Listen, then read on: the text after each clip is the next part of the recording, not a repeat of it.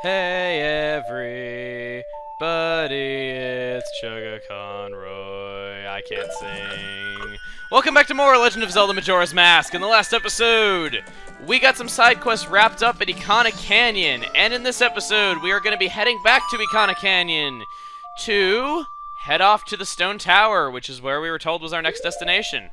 So, without further ado, let's warp to Ikana Canyon and go to the Stone Tower.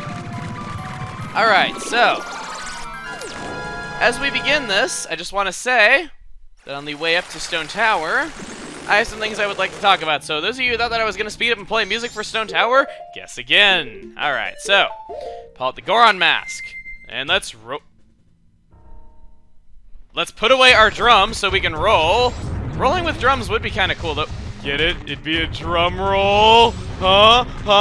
I'm funny. My mommy says I'm funny. Actually, no, she doesn't. Anyway, so, let's head up here. Let's have that sign pop in with bad draw distance, and this is not where I wanted to go. No, I do not want to do this. So, now you might notice, remember those statues that we saw out in Termina Field with the tongue that was licking the Triforce oddly? Well, we got another one right here. It's just that we're walking up its tongue. Kind of disturbing, actually, considering that its tongue is censoring out its crotch area, because you can see the legs bending right here. But let's head inside and...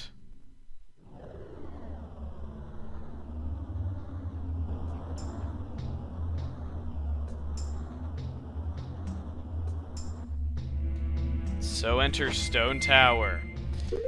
I'm warning you right now, rolling jumps are a necessity. If your timing isn't very good, Bunny Hood is a good alternative. One of the few times I'll actually recommend using the Bunny Hood over the Goron Mask, because if you use the Goron Mask, you are going to plummet so quickly it's not even funny. Now, I really like the music here. I'm going to stay quiet for a moment so that you can hear it. And stare at my beautiful polygonal face.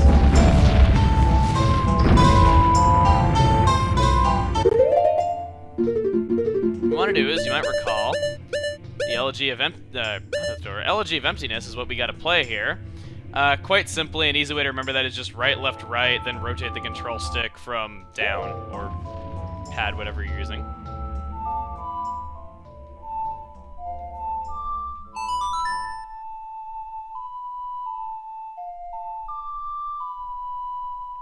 Trying to be quiet a little bit so you can savor the music.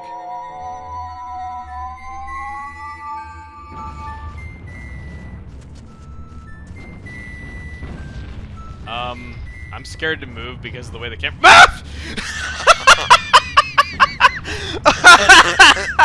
I was expecting it, but at the same time I wasn't. Okay. Anyway, so, we're gonna be climbing Stone Tower here. Hey. Get up there. Very nice. So, here at Stone Tower, we have the introduction of Beamos. Beamos, only real way that as far as I know you can kill them, is by blowing them up. So, let's go over to it and... can I blow... Hello? You know what? Just die. Okay, there we go. No shield, just kill him. Alright, so... you might be able to reflect their beam with the mirror shield, though, but personally I find just blowing up easier to do, and besides, it's not like there's a shortage of health around here. So, we press the switch, but if we play the, Elegy of Emptiness again, it'll just simply result in our Heartless Soldier coming up here. So what we want to do is, remember it said that we would get a soldier for each form. We'll turn into a Goron.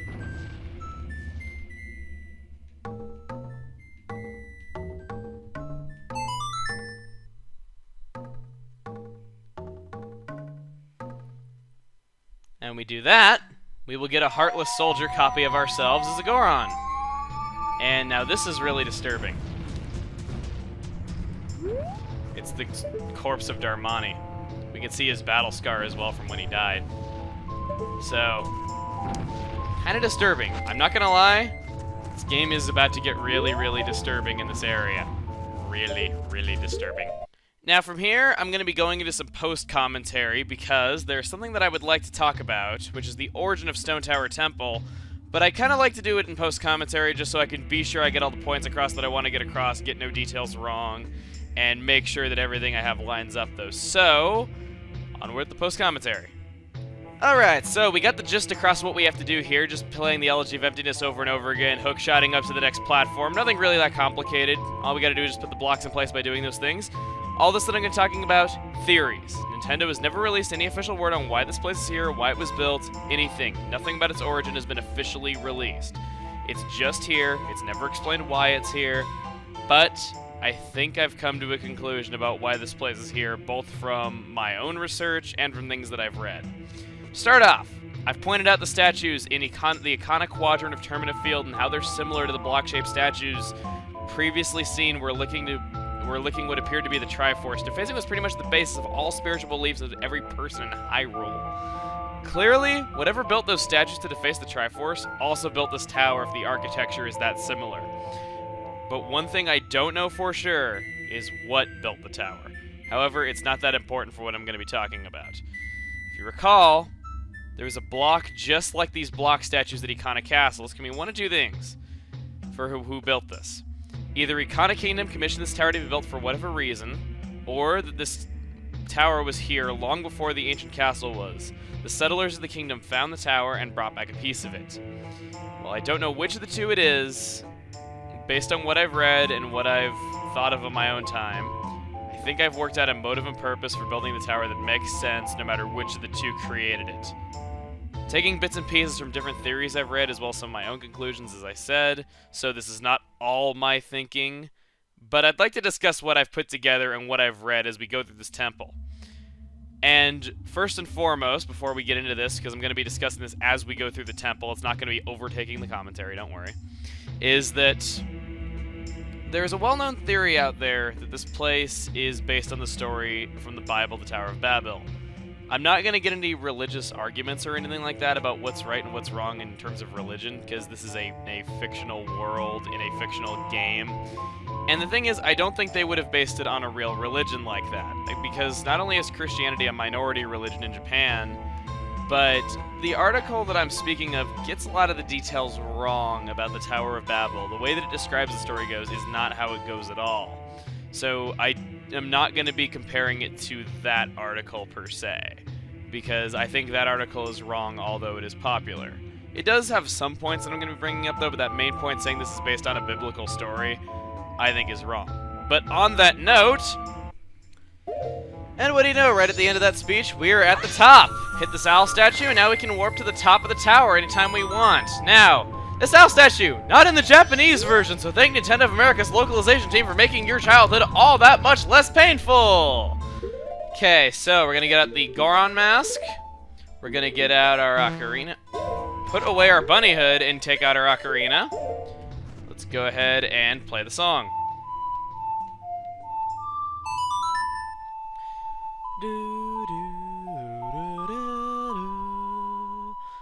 That probably sounded awful, and I tried to make it sound a little bit less awful by having my hand in front of my mouth, though, but unfortunately my singing is just so bad that I don't think even that could correct it. So, when we do this, you will see the blocks are starting to form in front of the entrance. That's what we gotta do, in case you hadn't guessed that by this point, because we have to get to the entrance of the temple. In case you hadn't guessed that you enter the temple through the entrance of the temple.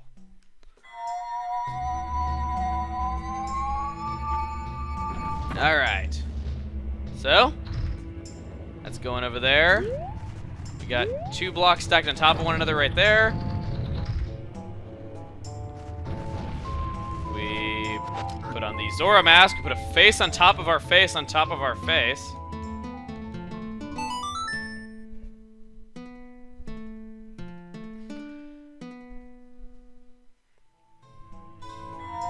Now, about Stone Tower Temple itself, the temple that's on top of the tower. I gotta do this in the correct order, don't I? After quite a bit of time later, and actually a couple days later, because I stopped the recording there because I had to go, unfortunately, apparently I was having so much fun recording that I completely lost track of time, and I figured out the order. It is middle, right, left, facing the temple. Okay, so, I am going to switch to the bunny hood, though, because, knowing Mikau and his lust for concussions, jumping off of Stone Tower would be the ultimate concussion. He would go straight down, forcing us to do this entire puzzle again, or at least part of it, because we have the warp, so this would all be a complete waste of time. So, these switches here are to reset these blocks, should you want to go back across to the owl statue from the opening of the temple. These were not in the Japanese version. Yeah, sucks. And there was no owl statue over there, so sucks even more. If you look there, we can see a finger pointing up with it on fire. Apparently, it's not too fond of whatever is up there that it's pointing to.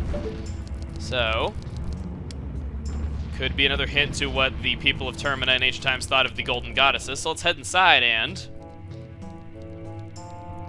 Welcome to Stone Tower Temple. One of my favorite areas of the game. It doesn't quite beat Ancient Castle of Ikana, but I like it a lot. Have a creepy face right in the middle staring at us as we walk in, and we got some dragonflies, some enemies that we haven't seen since Woodfall, and we just poked him in the thorax and he died, or abdomen rather. I don't know why, I always like saying thorax. Thorax is just fun to say. Come on. Come on, come on. Oh wow, I killed him! Bomb chew! Unintentional kill. Alright. Let's go up here. Accidentally missed out on what I was trying to do. What we want to do is, starting out here, we're going to go over here and we're going to pull out our arrows because... Or we're not, because we do not have any arrows as of yet, and... Did it seriously take him that long to hit the ground? Wow. Any arrows here? 10? Okay, I'll take it. If I can't do this in 10 shots, I should be ashamed of myself. What we gotta do is face this, and I don't like the cut of your jib, so I'm gonna shoot you in the eye. That'll spawn a treasure chest right there. And guess what we do whenever there's wood? And I gotta quit smacking my lips. There I go doing it again. Nope. Go ahead and shoot over there. I didn't even grab onto it, and yet it still counted. Okay, I'll take it. And we get our first stray fairy, so... Rule of Temples again. We got stray fairies once more. Nothing else to do in this room. So on we go to Sundor. Oh, really quick. Meant to show this. Not always there, but I can show it. There's sometimes a portal in the sky. I've seen sources say it appears during the day, others say at night. I always try to make it appear, but for some reason it never appears on command. It's always seemingly at random, so... Can't show it. I'll show a picture of it on screen, because the screenshots I've seen of it show it at night, so that's even weirder. And would you know, we got an area we gotta blow up, and we do not have bombs, so you know what? We're blowing up our face! And only wimps use the shield trick to not take damage, as per usual. And alright. Now, in here, we are going to be introduced to the mechanic of this dungeon. We got a big switch over here. We can't press it. But who do we know who's big and fat and is a war hero despite his crushing obesity? Darmani! He can press it. So let's go ahead and put that on. And... Bum, bum, bum, bum, bum, bum, bum.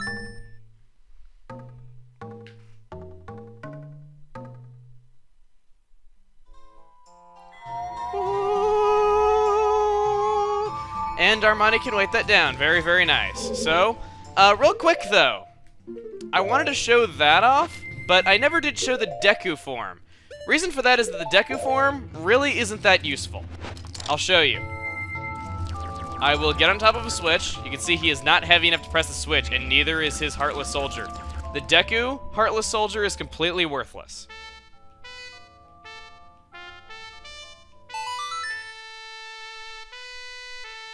But I will show what it looks like just for old time's sake.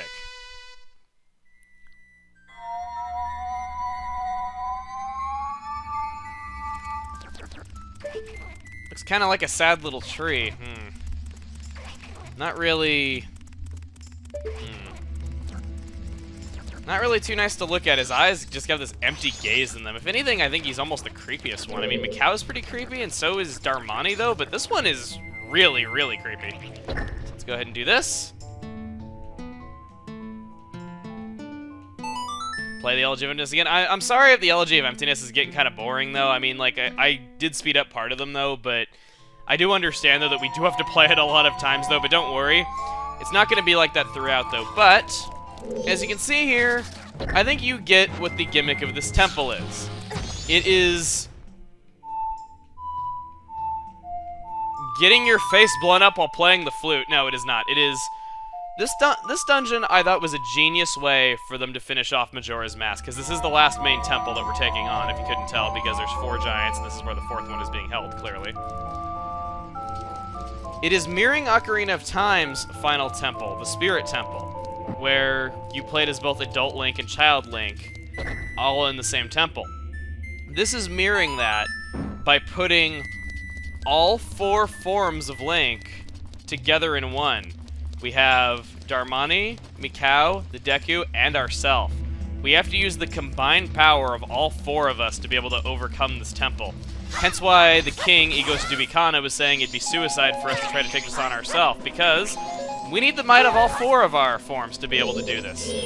Which I thought was genius. I love that. That, I thought, was a great idea. Some people say this dungeon is really irritating, and I can agree that in some areas it's pretty irritating, but I love the way that they did that, how they, you know, kind of did a throwback to Ocarina of Time's last temple before the end with this one. I thought it was just superb how they did that. If we bomb there,